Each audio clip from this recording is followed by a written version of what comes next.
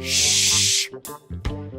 Hi everyone and welcome to episode 27 of the Talk is Cheap show. Hope you're all healthy and safe and COVID free.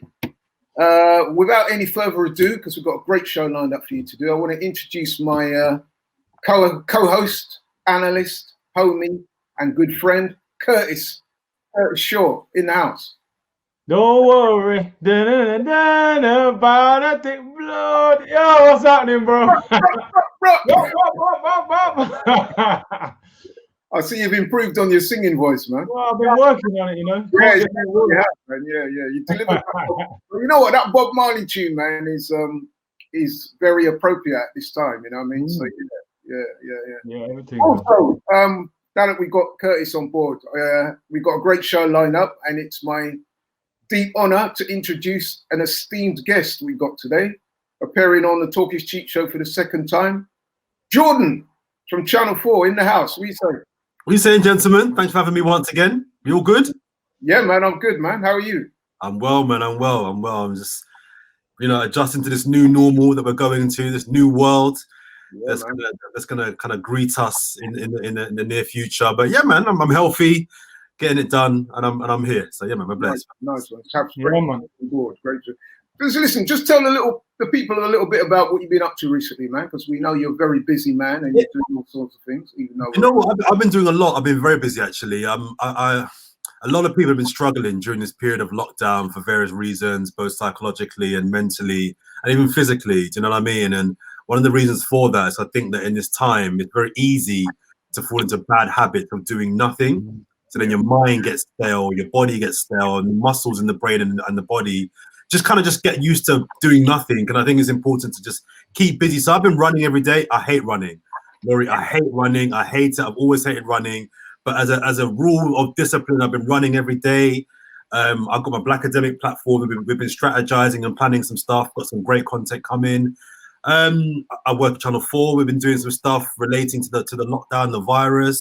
But just small things like working on my mind and trying to declutter certain things and make sure that when we come out of this lockdown thing, we come out of it as better people. Let's use this time I've been preaching a lot to use this time to really make sure that we can all come better, because it's an opportunity. There's a lot of people obviously passing away through the virus, but I think that the one good thing it can give us is a chance to just recalibrate and reset, you know what I mean, and come back better. So I've been working on that really.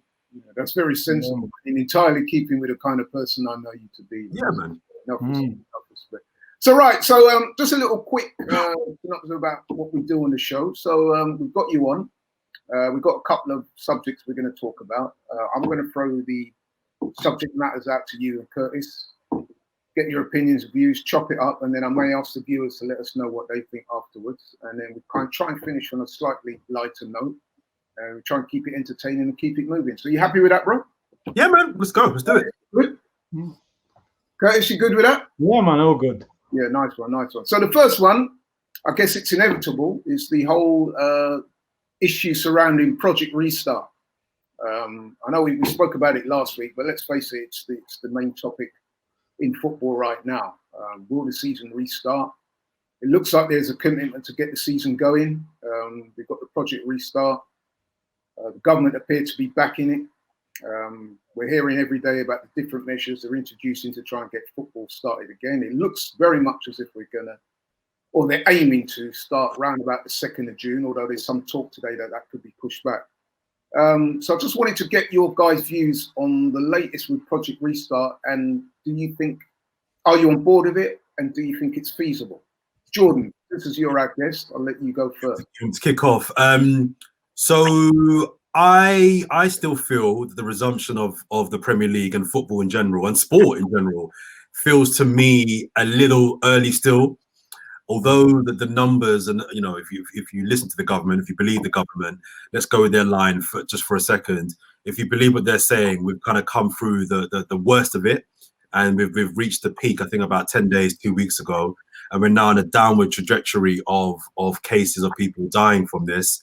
Over the last couple of days, still been a little bit high. I think on Sunday when we had that initial announcement from Boris, I think it was something like 210, and then there was a massive spike of 600 odd, and then even yesterday, something like 494, which is still alarmingly high. But anyway, go on, bro. Go on. Well, no. If that's true, that kind of just basically feeds into my point even more, that even if whether the numbers are dropping or not, I think the rate in which people are still being affected by the virus and dying, for me, still feels that the risk of doing something like playing sport and playing football, it feels to me like we're still maybe a month, even 2 months premature in getting back to the game. So I personally feel it's a couple of months too early.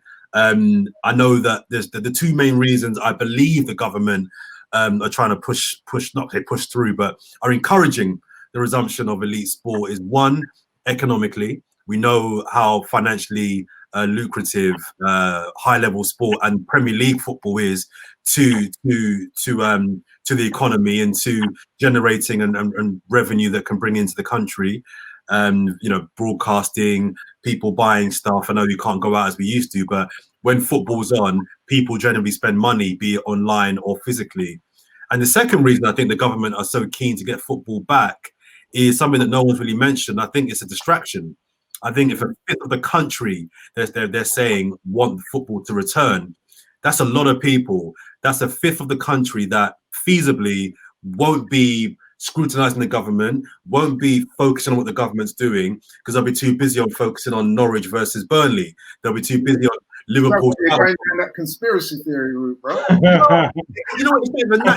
This is my opinion. I've got no facts about this. My opinion. I just think that if you think of the numbers, the government are under a lot of pressure. They're getting battered, even from people that support the Conservatives. They're getting a lot of heat. So I think if they can think of one of the biggest things in this country is football. So if the government can get football back on, that takes the attention away from them for a lot of people. So economics and a distraction, I think, are the two main reasons they're so keen to get it going. Today, I think as we record this right now, the government are actually sitting down with the Premier League to discuss how, not if, but how it's going to be done. You mentioned earlier on that Arsenal will be back in training for a couple of weeks. I know that Crystal Palace are back training tomorrow, and I think half the league are back on Monday morning. So we know it's going to happen. The discussions now are just about whether, about how the practicalities of how that will be. And we've heard leaked reports of training and only groups of 5 can train together. And what was it? Some foolishness about tackling. You got to look away after you. Yeah. I mean, I don't know how. Some of them also have been practicing that. But anyway, yeah, you know what? You're right on that whole that theory about sport, football in particular, being a kind of opium of the masses that politicians can use to satiate the public. And you know what I mean? That whole phrase, a good way to bury bad news and stuff like that. Yeah. Curtis, let me just bring you in because I know that obviously you've made your feelings known on the whole subject. As we move on, and you'll see in the measures that are being proposed to be implemented, does that give you any more confidence? Because I know previously you were dead against football resuming. As what you've heard in the last week or so since we last had the show, has it given you any more encouragement, or do you still feel pretty much the same? No, I feel pretty much the same. Look, I think Premier League football will resume.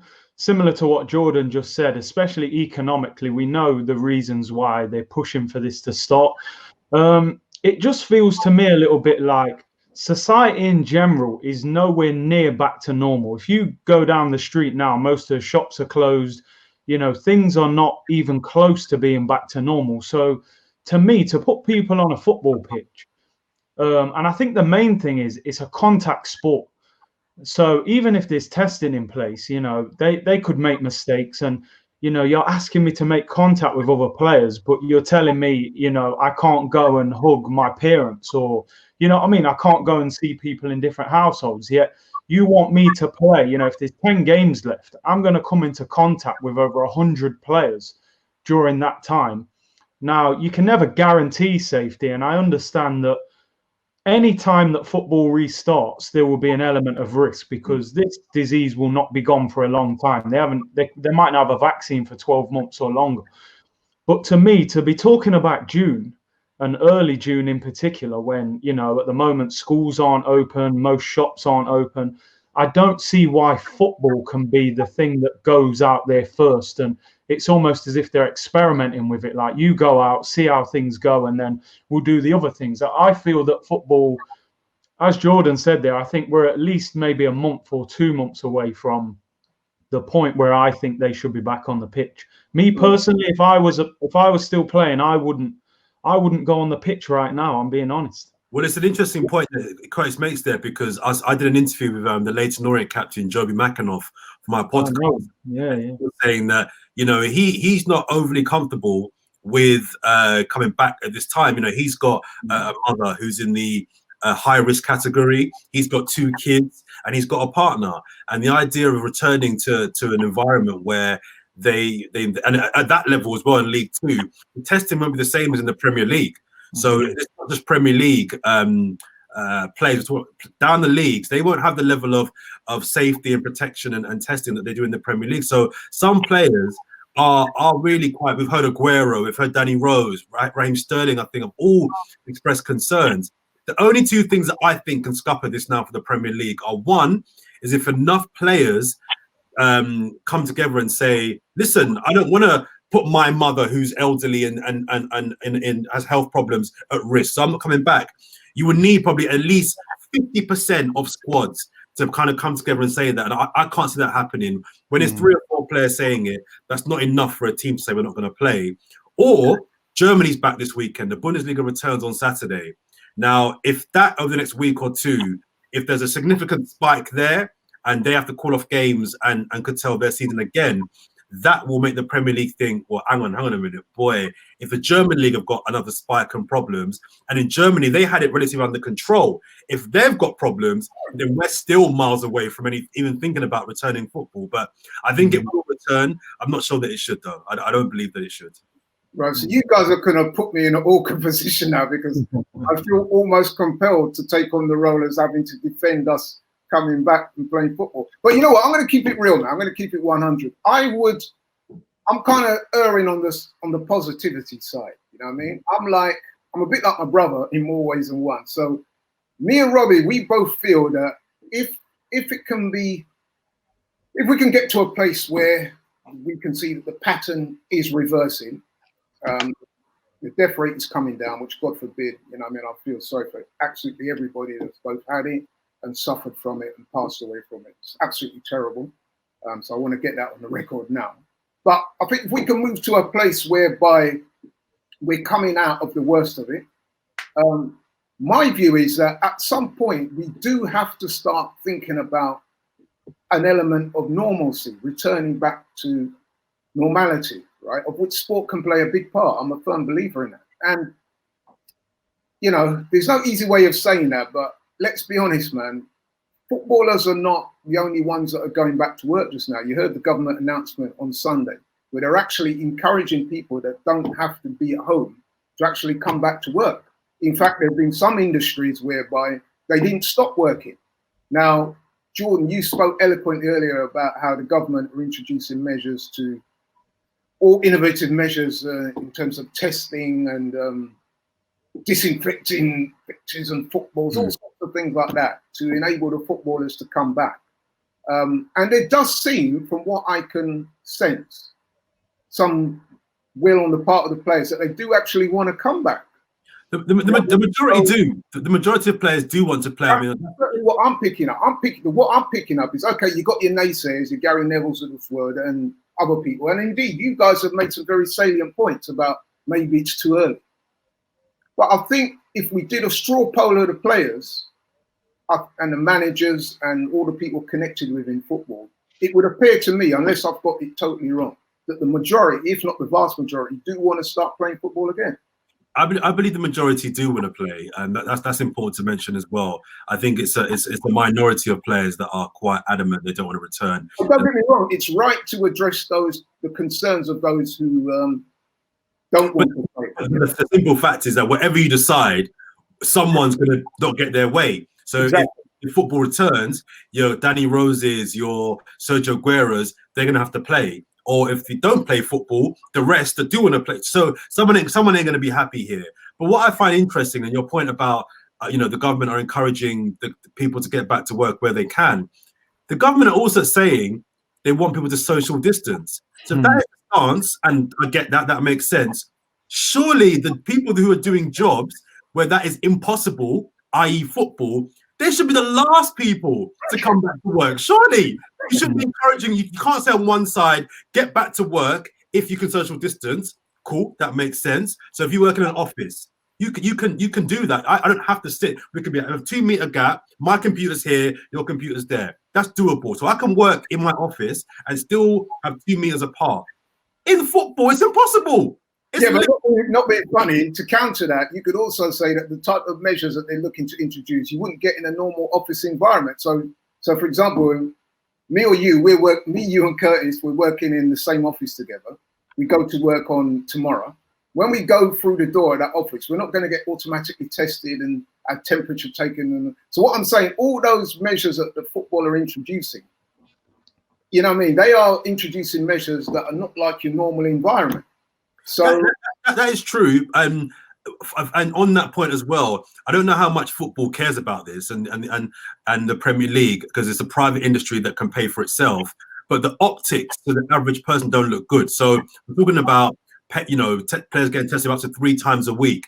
If I'm Beryl, a housewife from Blackpool or Norwich, yeah, and I've been told by my local hospital in Norwich that they can't test me because they ain't got enough PPE equipment or tests, but yeah, I'm seeing Sergio Aguero and Aubameyang, footballers getting tested 3 times a week. I'm vexed.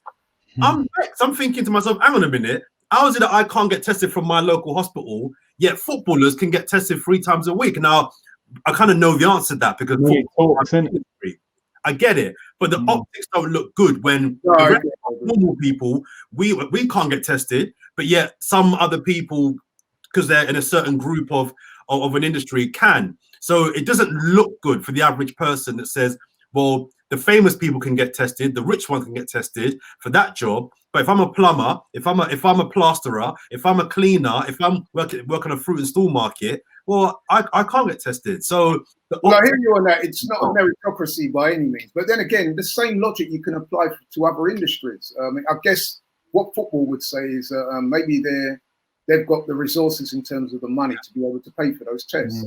What about ambulances? Sorry. I know. No, I hear you. What about every ground has to have? I think it's 2 ambulances Again, if my local hospital is struggling for those resources, those paramedics, and you're taking those 2 ambulances away, what's that? 3, 4, 5, 6 paramedics for a football game?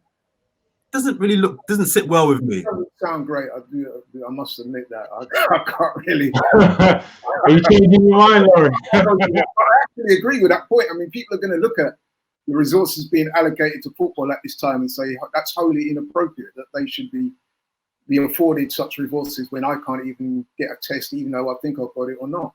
I just wanted to, I'm going to ask Curtis to comment on this first. So, and this is going to be part of the focus for this show, is that we're hearing, and I certainly heard today, that it would appear that the vast majority of players are on board with Project Restart and do want to start playing again. I don't know if they've taken an official poll, but that appears to be the case. That's what we're hearing now. So my question to you is, I'm going to start with Curtis on this one.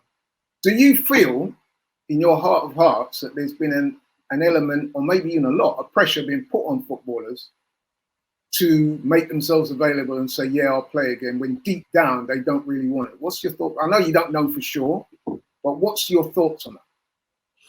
Because I heard today, Jose Mourinho's come out and he used the word, I'm desperate to get the season back on it. So, I think from a sporting point of view, you would be desperate to play. I mean, me just simply not being able to go to the gym, I'm desperate to go back in the gym. So as far as a professional athlete, I can understand why they would be so eager to play football again, because at the end of the day, majority of us, we're spending a lot of time at home, a little bit bored sometimes. Of course, you would want to be back on the football pitch. So I don't think they're necessarily being pressured into it, especially in the Premier League. The majority of these guys are financially secure. So I don't think, people are necessarily pressuring them to play. I think most players will want to play at the end of the day. Most of them will want to be back on the pitch. That's what they do. I just think, as we said before, I think it's a little bit too soon. So I think just wait a little bit longer for the figures to go down, and all this turning your head away when you're tackling. I mean, we're going to get a watered down product, aren't we, if that's the case? And so, yeah, I just think it's a little bit. You don't think, in answer to the question I posed, you don't think that you don't believe anyway that the players are being placed under any undue pressure to stay? I mean, there's an element of pressure from the public, because the public want to see football, but I don't think a Premier League footballer with some of the egos that these guys have got, I don't think they're sitting there thinking, oh, I need to play football because the fans are desperate to see it. You've got to be a little bit selfish. We're in a pandemic. You've got to think about yourself and your family. So, from their point of view, I don't think they're under massive pressure to come back. I think they're under pressure. So I think they're under pressure from the Premier League to get the season done. The Premier League are desperate to get the season finished, because they know. Say he's also desperate. Who? Sorry.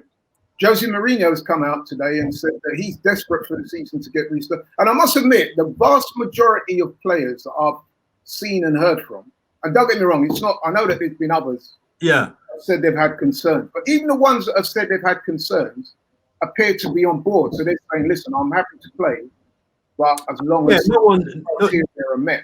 So nobody's outright defiantly said, "I'm not coming back." They're just showing concerns, but the Premier League are desperate. I'm telling you both, to finish the season, because they know. And you mentioned, Curtis, there that we might get a watered down product. Let me tell you, they do not care. As long as it's finished, they can then say they delivered their product to BT, Sky, all the broadcasters, and the fans. Now, how good these remaining 8, 9, 10 games per club are going to, I think it's 9 or 10 games, how good these games are going to be, the Premier League will be like, listen, we're not business. That's not our responsibility. That's what we're going to work out. And if every game is 0-0, we're not business, but yeah, if every game is 0-0, that's not our problem. Just finish the season, because they don't finish the season, they have to pay back money to the fans, because I paid for a season ticket. I didn't get a full season. Sponsors are going to say, we paid for 38 games. We want money, but you know what I mean? So all the Premier League, I think, are desperate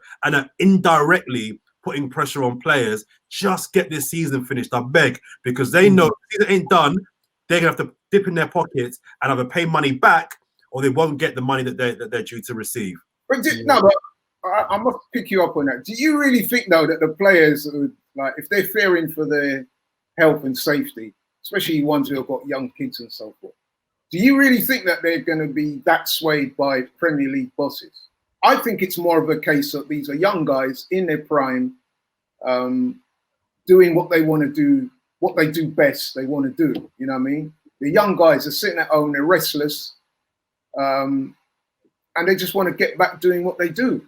No. You know what I mean? So I'm not sure whether I would agree with you there. I don't think that the players, if they're polled, are going to be putting, you know what I'm saying, Premier League bosses and stuff, TV money in front of their natural concerns about their health and safety. Curtis, what are you saying about it, bro? Are you on side with Jordan, or do you think it's something else, or what?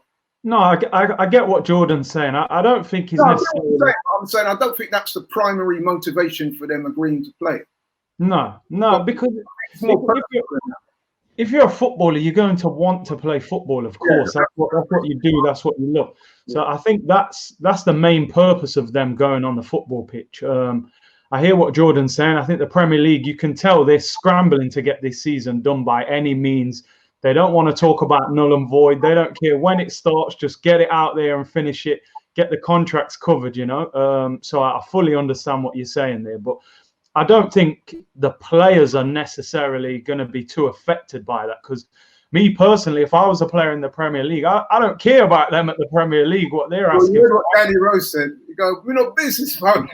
Business? No, I'm not here for your entertainment. Here's the thing. We're going to find out soon now of those players that have concerns, who are the ones that are going to back up their chat? Who are the ones that say, listen, I'm not playing. Because whatever you say about Danny Rose, I personally like Danny Rose. One thing you can't accuse him of, man, is he's a real one. Will tell you how it feels. So I'm kind of hoping that the players, even in private with the clubs and the managers and so forth, They're saying, listen, man, you know what I mean? I don't feel happy about playing right now. It's too soon. But the point I'm making is that unless we're being misled, I'm getting the vibe that the majority of the players out there want to play. Now, let me just say this as well, yeah? Because I think that some kind of, the players should be consulted formally. I don't mean like taken to one side and spoken to or in group. Well, sorry, they were. Yesterday, there was a meeting between the PFA and the Premier League. So reps from all 20 Premier League clubs. It was a mixture of captains and senior figures met with the Premier League yesterday to have that discussion. So that formal meeting that you're talking about there, that happened yesterday. So that presumably that meant that the representatives were there repping the clubs and they were feeding back from meetings they had with the players. Yeah. So presumably then that backs up what I'm saying, that the vast majority of the players seem to be on board. Yeah. Well, I'm hearing the majority are comfortable coming back. Right. So, it's a minority that don't want to play or have right. So what I was going to say, the minority of players, however much that minority is, it could be a small minority, it could be a bigger minority, if you know what I'm saying. What do you think should happen to those players now? Because I'm hearing all sorts of things. I mean, I heard one chairman said, I don't think his name was given behind the comment, but he said that players that don't play, they shouldn't be paid. To me, that's very harsh. But what's your thoughts on that? Sorry, Curtis, on that one, because I think it's interesting. And I think we may get to that point. And the reason why, if I was a player that was very, very defined in my view, that listen, I'm not returning. It's not safe. I'm not putting myself or my family's health at risk for any football club, and especially if you're in the higher brackets. So let's take Aguero for example, because he spoke out a couple of weeks ago. Aguero's on what? I don't know, 200, 250 a week. Yeah. If they withhold his wages for 6 months, even 12 months, Aguero, I don't know his finances, so maybe I'm talking out of turn here. Aguero, nice. You think, didn't you? Right. So Aguero can be like, well, cool, don't pay me. Don't pay me. I'm all right for a year. I can live without pay and be nice. So, I can't see any court in the land. This is where it gets interesting. Siding with any club or league that is taking their player to court on the basis that, well, contractually, you're supposed to work for us. That's correct. But Aguero, just to stick with him as an example, his side might be like saying, well, you're making me work under unsafe working conditions. Now, in any other job, if your boss said to you, come back to the office or come back to work or go on a building site, and you said, no, that building site, that don't look safe to me. There's holes and it's not tight. You would have a right to say, no, I'm not working. So why?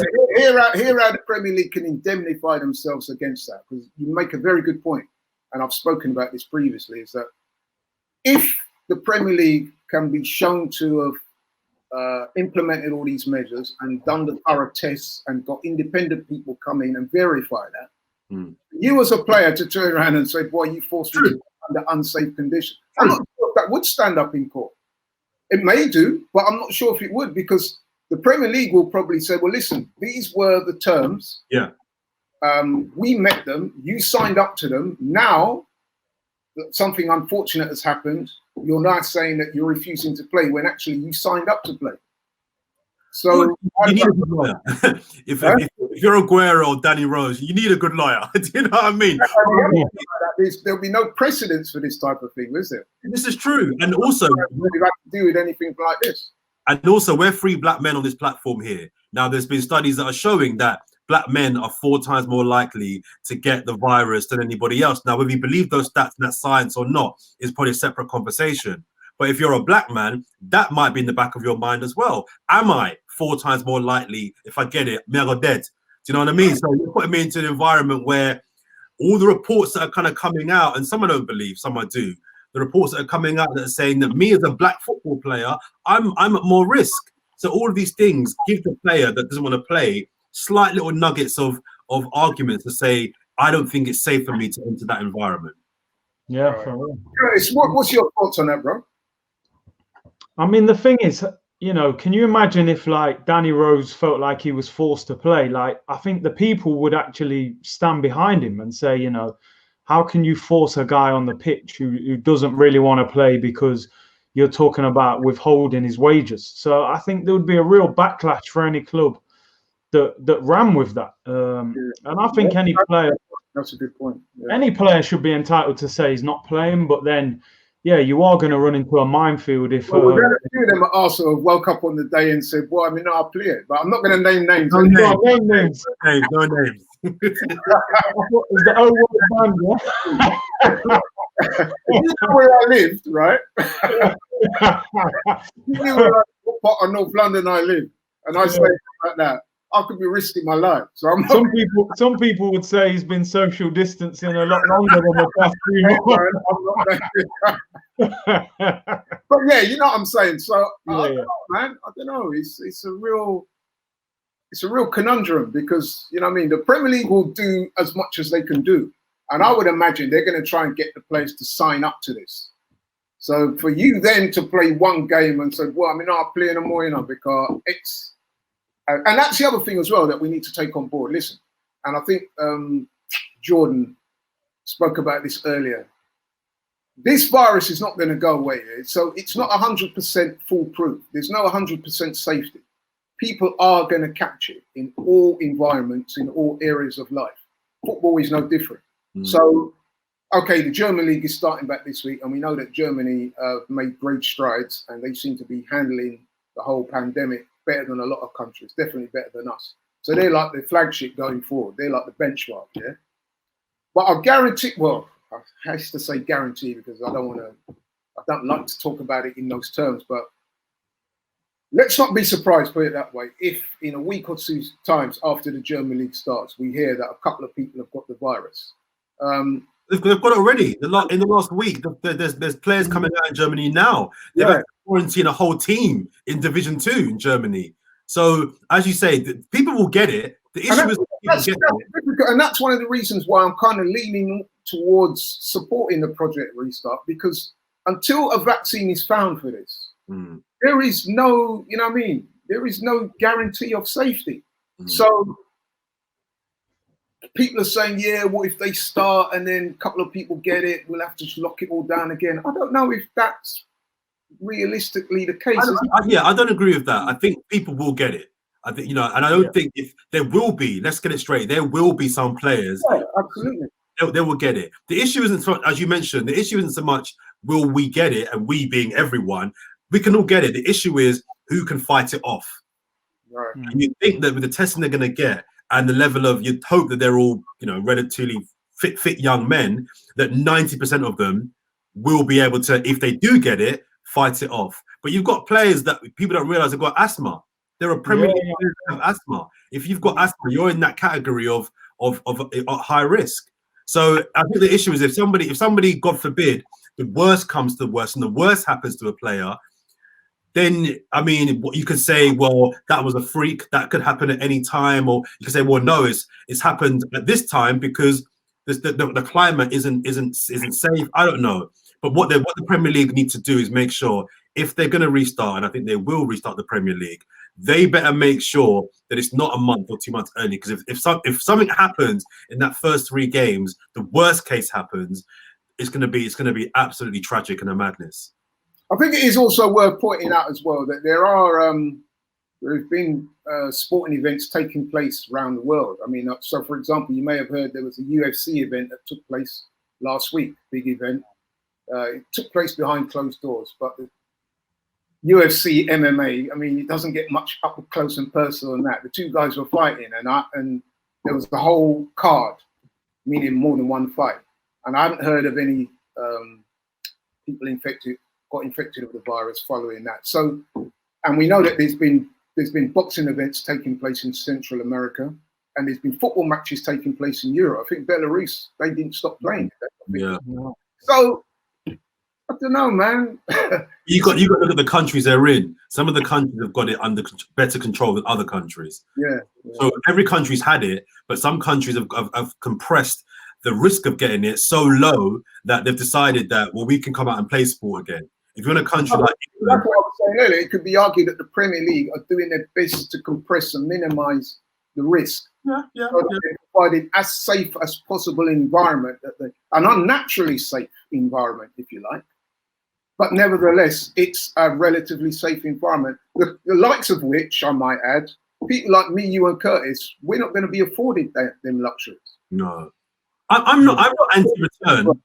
Let me just ask you a question. I want you to answer this honestly, right? Because this is a discussion I've been having with a few of the naysayers, right? And I want you to be honest. Always. Right?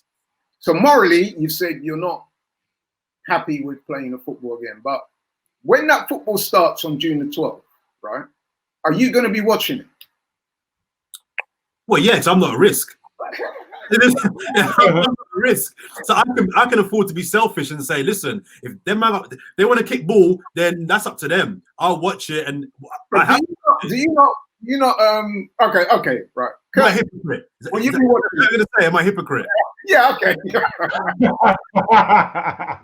Just say it, yeah. I'm a hypocrite. You know what it is? I think it's about. Come on, let me finish, right? Because you've articulated the moral reasons why you don't feel it's right to play. And listen, I'm not fundamentally disagreeing with that. But what I'm saying is, for all that for the moral high ground that you've taken, right? When that football starts back on June the 12th, if it does, if you are watching that, knowing how you feel, do you not think there's an element of hypocrisy? Because let's face it, the same thing that you're saying that shouldn't happen, you're more than happy to take your seat in your front room and be entertained by people risking their lives for your entertainment. Do you not think that that's slightly hypocritical? Well, there's two things with that. There's two things I want. The first thing is, the first thing is, I'm not morally necessarily against return. It's not much a moral thing for me. It's more I just think I'm not anti-return. I just think it's too early. No, but the reason why I said morally is because earlier you were making a point that you were saying it was money over football and you weren't happy with it.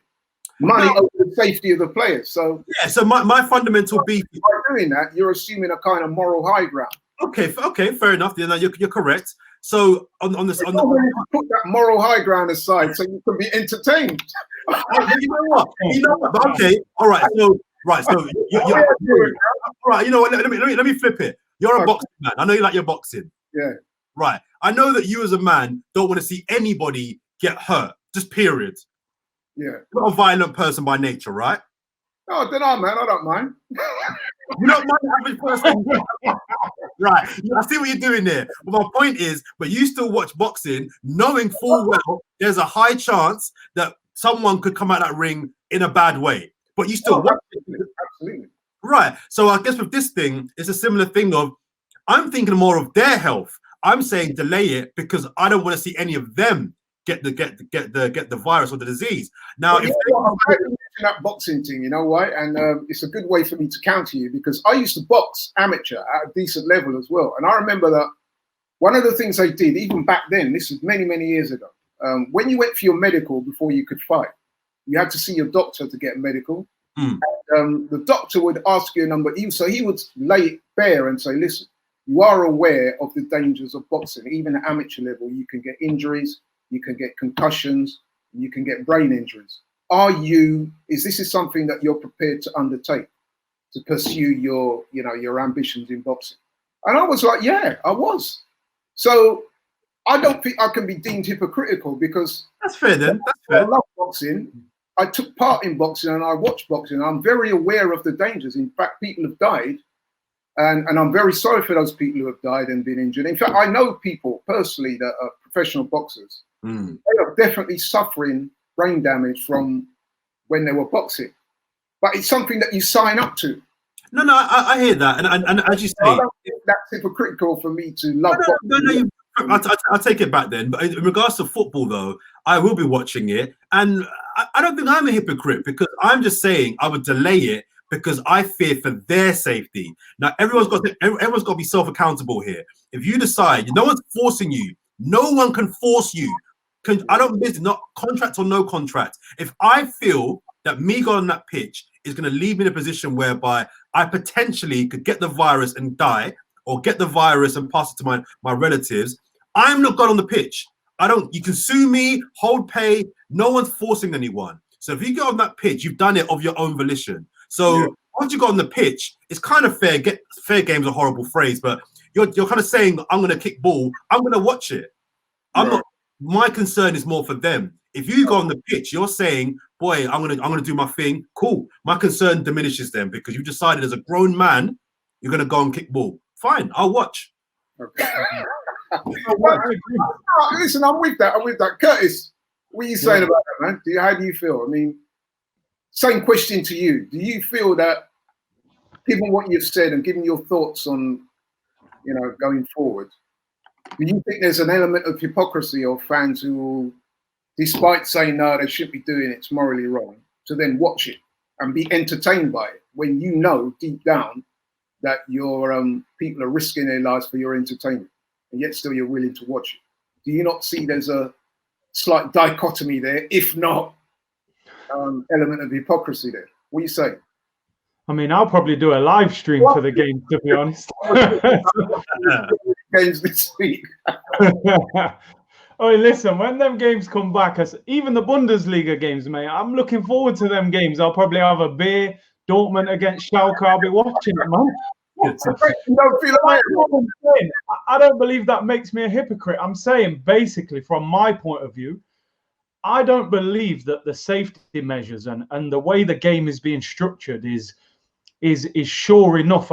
They're talking about, one week they're saying we're going to make it 30 minutes a half. Then they're saying turn your head when you tackle. They're not even sure of what they want you to do yet yourself. The guy who's leading the country caught the disease himself. So how can I trust the advice of these people? Good point. They've never been in this situation before. I get it. But in that case, take your time, get things to a better level before you proceed with it. To me, we're still, as you said, the numbers are very up and down every day. We've had a little spike again. And, now people are going back to work. You'll probably see another spike, unfortunately. So to me, I feel like they're just jumping the gun a little bit. So, yeah, I don't think I'm being hypocritical by saying I'll watch it because, the things you watch, you don't always agree with everything they're doing and you wouldn't necessarily do it yourself. But I'll definitely be watching the game, even the German games. Yeah, I think, you know what, I mean, I playing devil's advocate a little bit. And, to be fair to you guys, I've heard certain other people on this channel, I'm not going to name their names. They've been like taking it to moral high ground and moral upgrading other people, right? And I'm thinking to myself, yeah. I'm saying all that, but when the games start, you will be watching. So basically, you're telling everybody else not to do it, and it's morally wrong, blah blah blah. But you're sitting down in front of your TV watching these people. Do you not? That to me, there's an element of hypocrisy there. I think you're a hypocrite. You're wrong about it, which you guys have given some very salient reasons. I think you're a hypocrite if you're a player saying I don't think it's safe and I have genuine concern, and then you go and kick ball. Because how concerned were you really then? That's what I was alluding to earlier in terms of, that's why I wanted to know from you guys if you think that there's pressure being applied on these guys to say yes to playing. Direct pressure, no, but I think there's an indirect pressure that there is an indirect pressure in the leagues that we need to get this thing finished. So we need you guys. And listen, it'd be interesting to see the guys that have spoken up. So your Agueros, your Rose, Glenn Murray, I think Guendouzi. It'd be interesting to see if those guys are in that first 11 on that first game that returns. Yeah. If those players aren't in that first 11, then there might have been a deal cut between Aguero and Pep to say, listen, unless we're 2-0 down, don't bring me on. You know what I mean? Yeah. So let's see if Guendouzi starts the next game. Let's see if Glenn Murray starts. Let's see if Raheem Sterling starts. Those are the ones that have been vocal, that have shown concerns. Okay, well, let's see how concerned you are. It's also fair to say on behalf of those players that they may have expressed or voiced concern, but they didn't necessarily say, I'm not going to play. No, they didn't. I heard that. They were quite right to voice their concerns. Totally. Concerned. Totally. But I want to distinguish, there's a difference between expressing a concern and saying, well, I'm in our player, which is what Curtis is. I think, Laurie, I think it's a very subtle way, and it's a kind of like it's the first step to. They're never going to come out and outright say, at this stage anyway, I'm not playing. But I think we just put it out there that I'm concerned. Then the next level might be, yeah, you know what, we should have a talk about this. And the next one is like, actually, it's not. So I think it's the first step to making it clear to the clubs and authorities that I don't really want to play yet. Do you know what I mean? But let's see how concerned they really are, because it's all well and good saying how concerned you are, but you're going to score a goal from 30 yards and jump on a man's back and pat, high five, and you know what I mean, and kiss around his cheek, all them kind of things. Let's see how concerned you really are then. Yeah. Well, just to end on that note, I think the vast majority of us will be watching, whether we agree with it or not, or whether we have concerns or not. But I think it's fair to say that metaphorically we'll all be watching through our fingers, man, because everyone will be nervous, both the players, the officials, and the people at home watching. Everyone's nervous because it's really difficult times. Right. Okay. Thanks very much, guys. So we've spoken about that at length. Just to say to everyone watching out there, I really would like to get your views on that. What you feel about football going ahead? Do you feel that the footballers are being somewhat pressured, whether it's directly or, as Jordan articulated, it could be indirectly? We ran a poll on AFTV community page, and I think it was something like 60% of the people that voted on that page said that yes, they felt that the players were being unduly pressured. 35% said no. So it'll be interesting to see people watching and listening, see what they think. So, okay, thanks, guys. Thanks for that. So, as I spoke about earlier, we have a segment on the show called Footballers Behaving Badly that we've been running for the last couple of weeks. And it's basically footballers who, for reasons best known to themselves, despite sending out message to the public. Here again. See, here we go, talking about hypocrisy again. Man telling man, follow the government rules, save the NHS, don't go out. And then same man that have been sending out messages, they've been having sex parties, going to nightclubs, playing football in the park and all sorts of stuff. So the latest one is it Morgan Gibbs-White from Wolves? He's the latest one at a party, man. You know what I mean? When he's been sending out messages on his social media site telling people to observe the lockdown. Curtis, what's your views on that? Boy, another one again, you know, like, you know what? Another one. Why is it DJ Khaled in it? Another one. Every week. To be fair, this guy, I hadn't even heard of this guy, so maybe he thought, you know, he could go under the radar and get away with it, but it's not a good look, man. And like you said, he's putting out this message talking about NHS and that, but you're making a fool of yourself again. Theme of the show, hypocrisy. That's it, yeah. But that's a real hypocrite. Not just watching the game after saying you don't agree with it too much. They're a little different. But yeah, he made it. I wonder if someone like Morgan Gibbs-White, Nicholas Pepe, Jack Grealish, and all that. I wonder if when them man, right, are spoken to by their clubs and they're consulted and they're asked to give their opinions on whether they're going to play. I wonder if any of the men are going to turn around and say, "Boy, I mean, I'll play it." Can you imagine the irony of that? If that... Wow. But John, so what's your thoughts on that, man? These players who keep seemingly breaking the rule. I mean, I know they're young guys and they must be quite restless individuals. You know what I mean? They want to get out and do. I understand that, but bro, come on. I mean, they're not that young. I mean, they're old enough to know that you know, if they're gonna endorse Boris Johnson, the government's words about social distancing and staying in your homes, they're old enough to know that, okay, if you're gonna endorse that message, you have to live by it. They're Premier League players. These aren't Division 4, Division 3 players or 2 players that, you know, that no one's heard of. These are Premier League players. So presumably they would have got briefed by their clubs, wouldn't they? I'm pretty sure. Well, yeah. I mean, and while I think departments, I'm pretty sure they would have been briefed and told, listen, man, at this time, keep your head down, man. Just do the necessaries. Don't break the rules because, you know what I mean, it's liable to bring bad publicity, not just on the club, but on yourself. And yet they still do it. Totally. And for me, the offence isn't the thing that bothers me. The biggest thing is as you said, the hypocrisy. I mean, because there's a lot of people that I know who are footballers who've been going out and doing a little ting and running around, but no one knows them because they're just my brethren. They're just my people that I know. Footballers are part of society as well. So he just happens to be a footballer. So the fact that he's broken the curfew isn't the thing that I'm disappointed in the most. What I'm disappointed in is the hypocrisy. Don't tell us publicly on one stage, tweet out and message out about blah, blah, blah, and then you go and do the... Don't do that. Just say...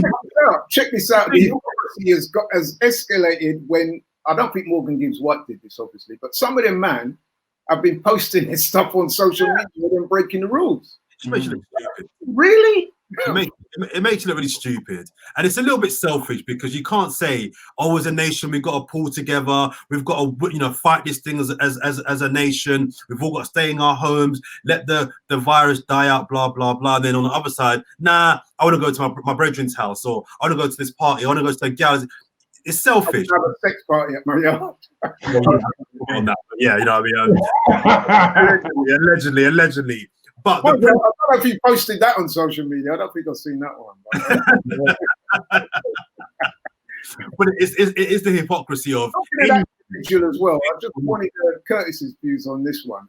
Carl Walker, to be fair to him, man, the man looks like the press have been hounding him, because we heard a story, didn't we, last week about him allegedly breaking the rules again. And then it turned out that his so-called offence was nowhere near as bad as what was being made out. And it would appear that the press have been following him around, because I think what happened is, didn't he went to deliver, it was his sister's birthday or something like that? A present to her house. So I don't know if technically he was breaking any rules or not. I don't know if he actually entered the house, but I don't think, if he did transgress, it wasn't a serious transgression. But it appeared that they were following him around, and then he released a statement saying that, you know, he really feels harassed and that his mental health is being affected by all this. I just wanted to quickly get your thoughts on that one. Yeah, do you know what, that story made me a little uncomfortable, man. I didn't like it. I understand how the press work. You know, you would have thought when all that stuff with Diana and stuff they learn, man, you can't be running around chasing after people and hiding outside the house and all them things. But yeah, I don't think he went in the house. I think there was a picture of him hugging his mum, which I suppose they'll say is breaking the rules. But, you know, I mean, it's not enough to make headline news about.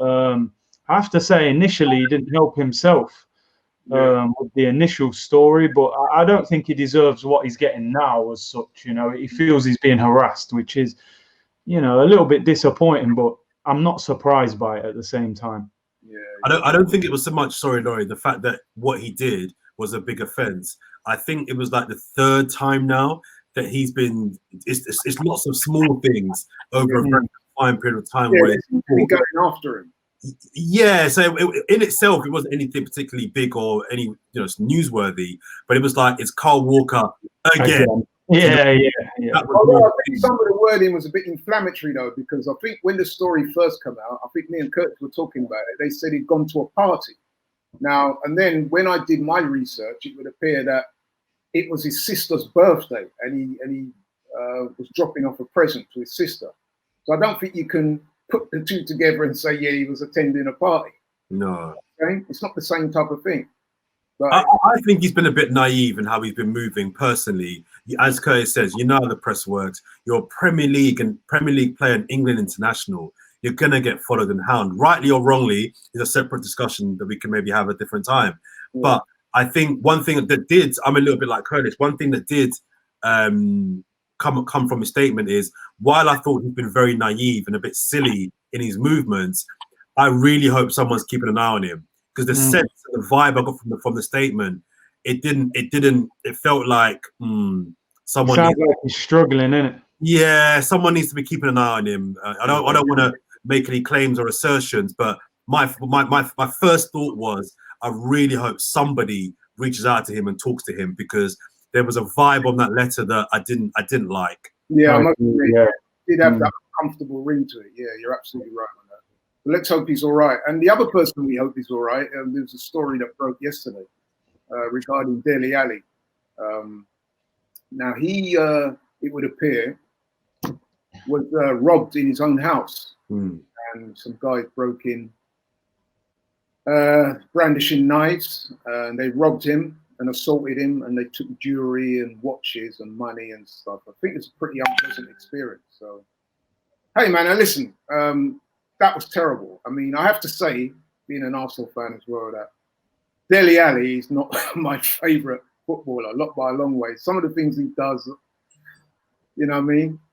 I'm not, you know, totally clued out on. But having said that, what happened to him is terrible, and I wish him well, man. I hope he can make a recover from this. He's another example, just briefly, of another player that I think has been very naive and made some stupid mistakes about how he's carried himself. However, I think he does get a lot of unfair press and coverage. And I think there's a balance of just wising up a little bit about how you're moving, but also I think there's an element of a press and media. He's a very easy target. Do you know what I mean? And I don't want to see no one get robbed or attacked. I think this is the second time in it, Curtis. I'm pretty sure. Apparently, he's been targeted before. Yeah, at some club before at night. Yeah, no night. The thing is with Dele Alli, as I said, I used to play football with someone who's good friends with him, and they say, you know, he's two very different people. The Dele Alli on the pitch is quite, you know, arrogant and, you know, plays almost a pantomime villain on the football pitch. Away from the pitch, you know, apparently he's very humble, very calm, looks after his family. You know, his brother was living with him. I think he's settled down now as well in terms of, like, he's got a partner and whatever. And so, but, you know, some people take how you are on a football pitch as how you probably are in real life, so to speak. So, but yeah, the robbery is terrible, man. And it's disgusting. And you think about the mindset of people like this who, given what's going on at the moment in the world, right? And for those people to be like planning something like this at this time is awful.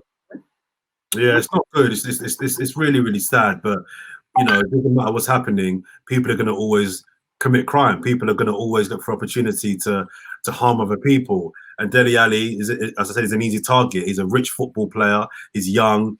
If it is the second time he's been robbed or you know been approached in that manner, he needs to kind of ask some questions about, I don't know, how can he better secure himself? Yeah, you're gonna have to have a look at his security arrangements going forward. and how he moves and sort of thing. But I don't know. It's not cool. It's not cool. Mesut Ozil obviously had a situation as well with a Kolasinac, and you know the people are wicked.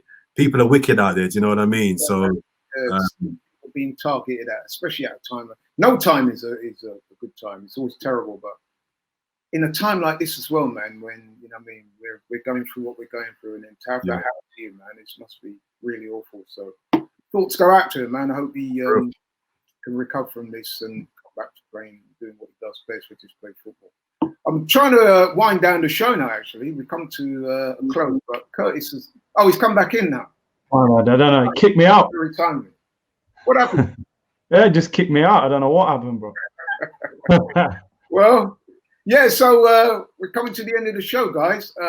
Curtis, let's start with you. Tell the people what you've been up to, or what you're going to be up to in the coming weeks, and where they can find you, social media-wise. Yeah, check out the YouTube channel, Curtis Shaw TV. Still putting out content. Probably try and get you two guys on there at some stage. Yeah. Big up Jordan for coming on. You always speak well, bro. Appreciate it. Anytime, man. I love it. Yeah, man. Laurie, hope you're well. And everyone out there, stay safe. Don't do what these footballers behaving badly are doing, man. Although some of us don't have the resources to. Yeah, true that. I can't throw a sex party like that, even if I tried. I'm sure you could. If you tried hard enough. Yeah. That one there. Jordan, tell the people where they can find you, man, and what you can do. Man. I'm across all the socials. Follow me on Twitter, __ Jordan J. Bryan. I'm on Instagram, Jordan Jarrett Bryan, 2 R's, 2 T's. Check out my platform. It's all Blackademic. We have discussions around issues pertaining to the Black community. We have a YouTube channel, Blackademic TV, and the website, blackademic.com. But it's for everyone. It's for everyone. I have a football podcast as well, Football Fans Podcast. I'm trying to get Curtis on for the past 6 years, and he's just so busy I can't get him on. So I'm picking up Curtis now. So Are you still doing it now? Huh? Are you still doing it now? I've got online like you guys. Yeah, all right. Just message me, bro. All right, we'll get it done. Okay. Well, listen, thanks to both of you guys for coming. Curtis, as usual, great analysis on normal. Yeah, man. Jordan, really happy to have you on, man. Been great. Brilliant. And always plausible, always intelligent, always on point. Enough respect, man. I've enjoyed it. It's been great. And Thanks to all the people watching. Keep tuning in, like, share, subscribe to the channel AFTV, and see you next week. Thank you very much. Take care. I'm out. The coronavirus has not just affected the world of football, but has affected everybody. But you know what? We can defeat it. If you're displaying any of the symptoms, always make sure that you self-isolate. I know it's a terrible time, but we will defeat the coronavirus. We will be back.